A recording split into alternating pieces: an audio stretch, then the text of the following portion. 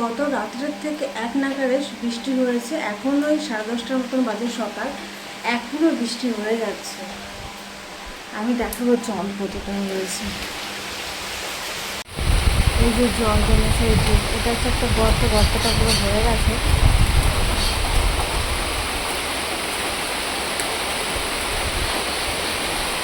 আমার শ্বশুরবাড়িতে তো জল যদি জমেও থাকে, আমি ভোরবেলা দেখেছিলাম যে উঠোনে জল হয়ে যাচ্ছে। জল যদি জমেও থাকে সেটা সরে যায়, তো এখন উঠোন পুরো পরিষ্কার। কিন্তু আমার ওই বাড়িতে রাস্তা পুরো পুরো ডুবে গেছে। বোনের কাছে এখন ফোন করার সময় পাইনি, তারপরে জানতে পারতাম। কিন্তু আমি শিওর রাস্তা পুরো মানে হাঁটু অব্দি জল হয়ে গেছে রাস্তায়। আর এই হচ্ছে জামা কাপড়গুলো মেরে দিয়েছি ধুয়ে। আমি কী করি যে সন্ধ্যাবেলাও আমার বেবির কিছু কাপড়গুলো আমি ধুয়ে ফেলি, আর সকালবেলাও ধুই। কিন্তু কালকে আমি সন্ধ্যাবেলা ধুইনি, ওই কাঁথা বানাচ্ছিলাম তো ওই জন্য। তো আজকে অনেক অনেক কাপড় হয়ে গেছে, আর সারা রাত ধরে বৃষ্টি হয়েছে, ওই জন্য শুকনো কাপড়ের অভাব হয়ে গেছিলো।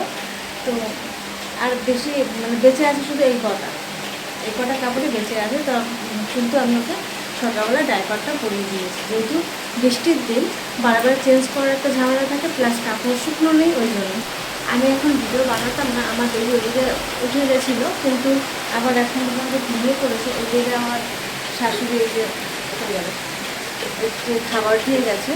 তো ভেবেছিলাম যে ও উঠে গেছিলো, তো ভাবলাম যে ওটাকে ফিট করি, আমি খেয়ে নেবো। কিন্তু ও আবার ঘুমিয়ে পড়েছে, তাই আমি এখন খেয়ে নিই, তারপরে ওকে ফিট করে দেবো। কি জানি কি করে বুঝে যায় বিকাল হলে আমার বেবির মনটা ঘুরু ঘুরু পড়ে।